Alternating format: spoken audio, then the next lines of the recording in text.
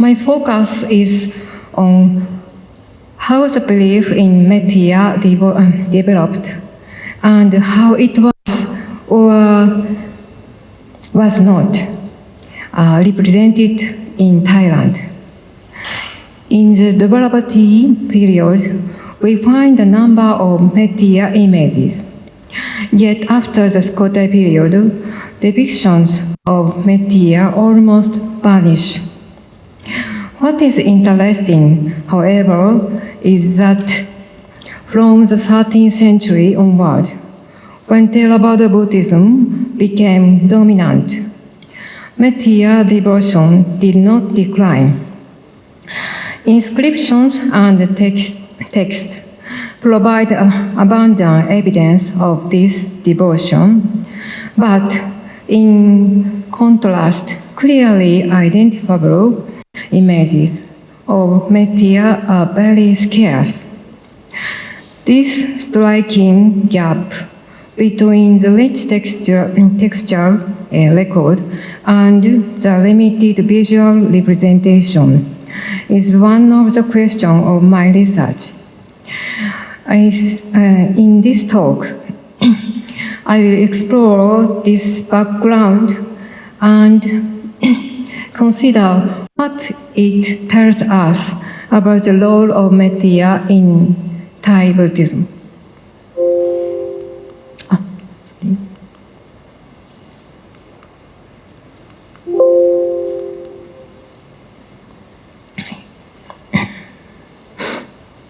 This study focuses on three interconnected themes. First, the messianic belief in the Brahma narrative. Second, the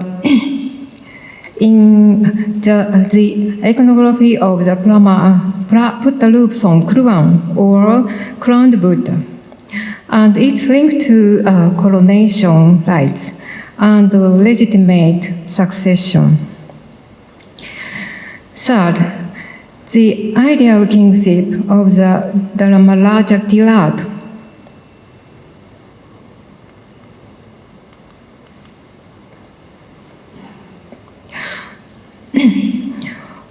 I'm sorry.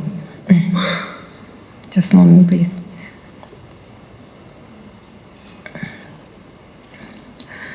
While Thai Theravada Buddhism is often described as conservative and grounded in the Pali Canon, however, non-canonical manuscripts such as the Tripum and local Buddhist literature played a vital role. King Tai's famous work, Tripum, lists its sources at both the beginning and the end of text, and philological research on these references has shown that it draws upon 30 types of canonical exegesis and sub-commentary. Among these sources in the Anagata an important scripture concerning Metteyya.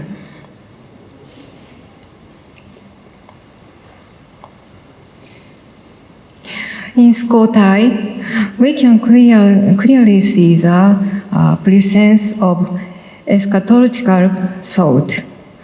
Here we have a Nakhon inscription. Nakhon is a region in Kampengphet, located on the west bank of the Ping River. In 1357 or 1358, King Ritai established a stupa in Nakhon to enshrine true Sharira that had been brought from Sri Lanka, and the sacred Bodhi tree was planted behind the shrine. But the inscription also warns of the decline of the Dharma. After just 99 years, the Tipitaka will be lost, and even the Maha chant will no longer be heard. And this leads And after 1,000 years, the Sangha will forget its rules. Monks will abandon their laws. Yet, the relics will still remain. And this leads to the most important message, an urgent call for merit-making now, before the decline fully arrives. From Wat Asoka Ram inscription, we can see the aspiration for rebirth in Metteyya's era too.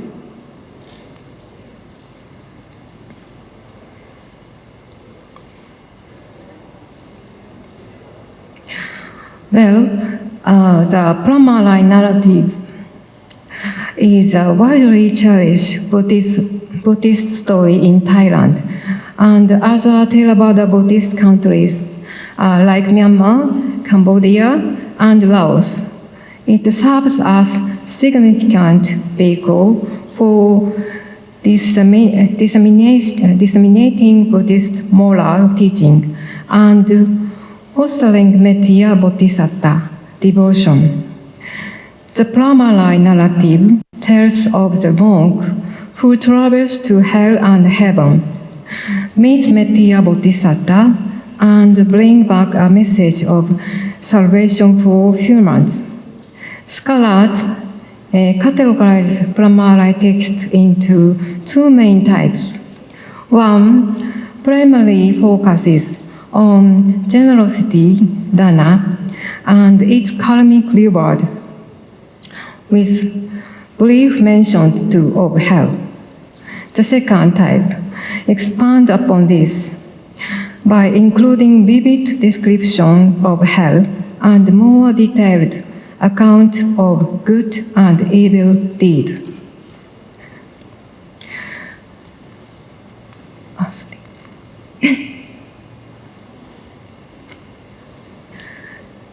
This is Prabhupada cross-painting scene of Pramala ascend to Trayastrimsha heaven to worship at the Churamani Chedi with a blue lotus offered by poor man.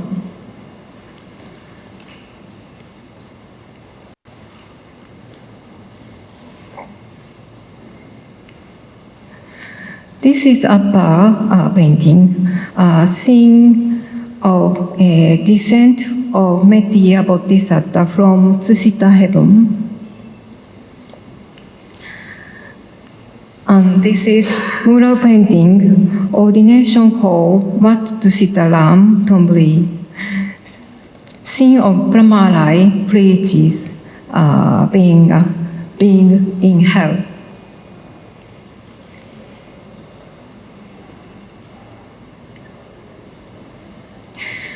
The Malaya Deva Theravada is pivotal extra-canonical Pali text written in Khmer script that serves as a core source for the widely popular Pramala narrative in Thai Theravada Buddhism.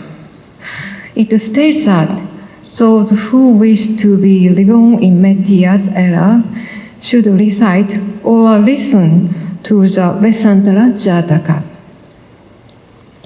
in its entirety in a single night. This shows that the Dana Parami, perfection of generosity, and Ajatika Dana, self-sacrifice, are central virtue in Metteyya devotion. Scholars suggest that in comparison, the Burmese tradition focuses more on the Chakrabarti, while the Thai tradition gives greater prominence to Metteyya.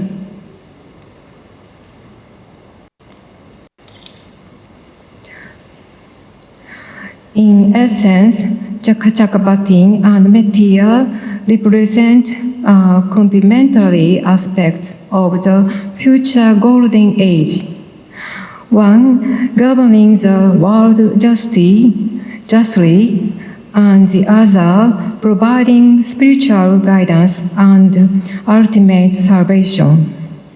They are intertwined narratives, underscore the deep connection between righteous leadership and spiritual liberation in Southeast Asian Buddhist thought.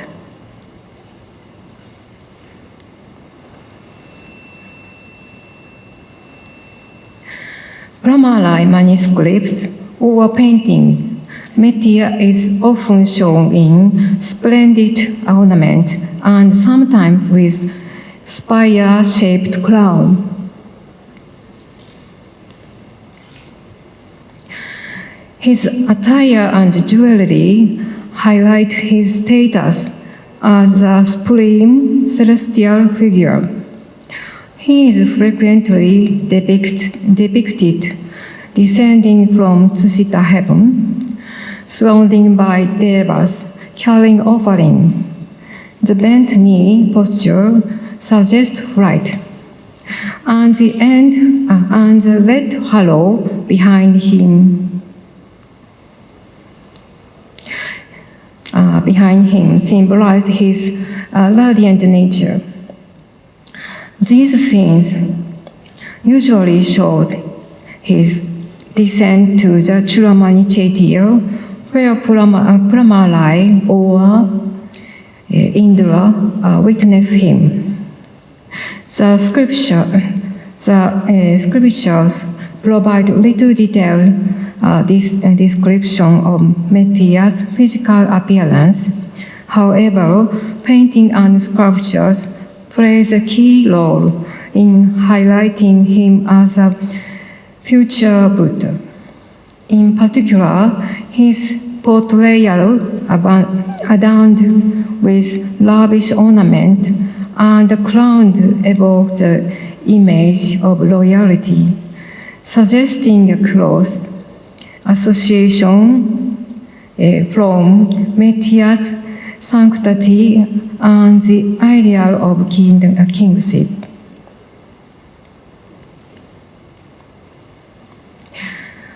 Like mountain smell,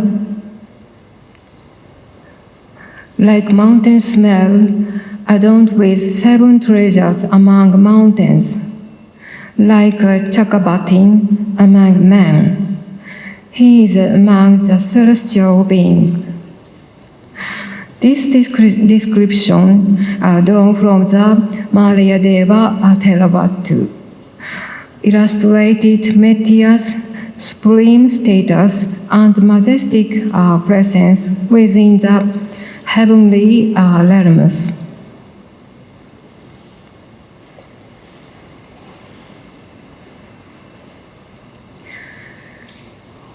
What I would like to focus on here is concept behind the construction of Buddha images adorned in the attire of a king. The crowned Buddha originated in the Indian Phra period, was transmitted through Khmer art or Bagan art into Thailand, and continued through the Rana and Ayutthaya period, persisting into the Ratanakosin era. There are several interpretations of the ideological background of this imagery. One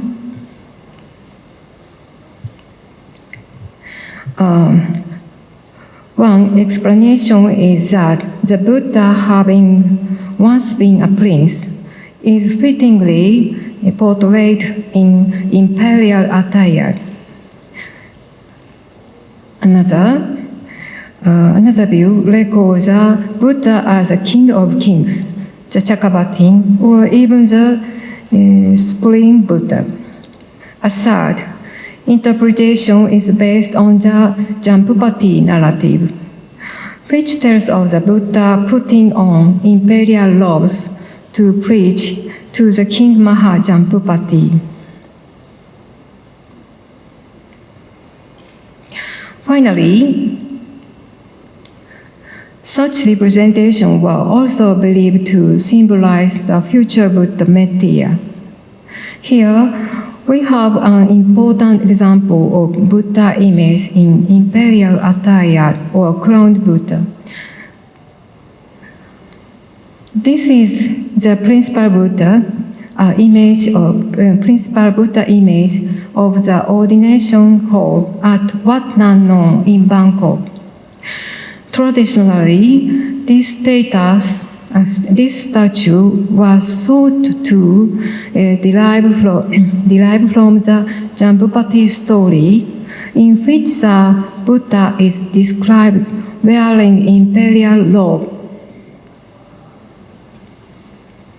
However, Dr. Sakchai Saisin has pointed out another source in the Ratanakosin Chronicle, compiled by Chapraya Tipakon during the reign of King Rama III. According to this chronicle, Rama III ordered the casting of large Buddha images for several temples, include Wat Nan Non. Among these, only Wat Nan Non received a Buddha in imperial attire. This means the casting of this image likely began around 1824, the year King Rama III ascended the throne.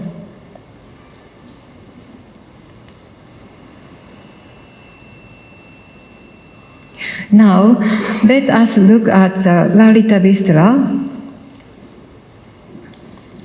a Sanskrit Buddhist text that tells the early life of the Buddha. In chapter 5, it describes a very symbolic moment. Before Shakyamuni Bodhisatta descended into Queen Maya's womb, he takes off his own crown and place it on the head of Metteyya Bodhisatta. This scene, set in Tsushita heaven, can be understood as a king of coronation rite. Symbolically, it shows that Metteyya is recognized as a legitimate successor, the further Buddha, entrusted with carrying on the Dharma after Shakyamuni.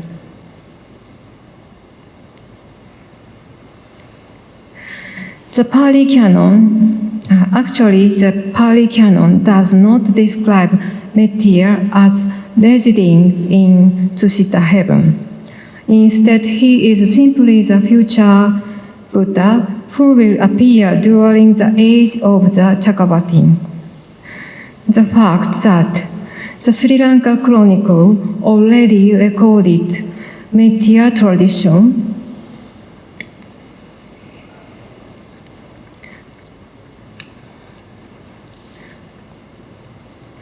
Metteyya tradition in Tsushita heaven at such an early stage is highly significant. These records provided foundation that was transmitted from Sri Lanka to mainland Southeast Asia and influenced the development of later inscription and texts. In 13th century Bagan inscription record both to be reborn in Tsushita heaven and to attend Metteyya's first sermon. In 14th century Skotai, King Ritai's inscription present the image of the righteous king who would be reborn as a bodhisattva in the future.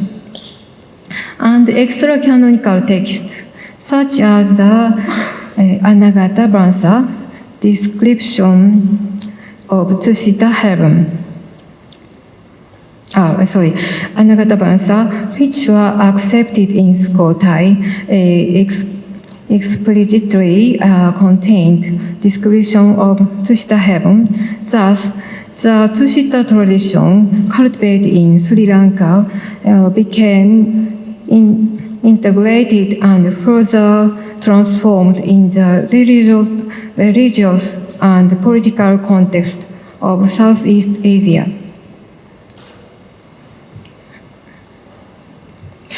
In conclusion, Advaita Buddha images are not merely representation of legendary scenes, but also reveal the intersection between kingship and Metteyya devotion.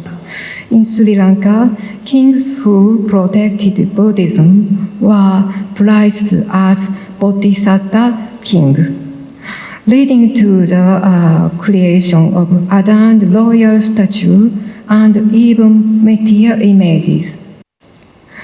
Similarly, in Thailand, King Ritai of Sukhothai ruled as the Dhammarajatirat, or righteous Dhamma king.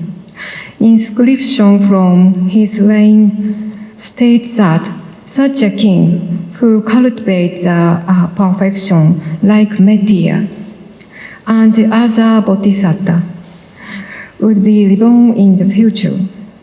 This reflects the ideology of the Chakravarti, who is expected to appear in Metteyya's era. In this way, the attribute of the ideal king were symbolically transferred to Metteyya Bodhisatta. Merging royal legitimacy, which the aspiration for future salvation in Southeast Asian visual culture. Thank you for your attention to my presentation. Thank you very much, Harada Sensei. Domo arigatou desu. Miss Ayumi Harada has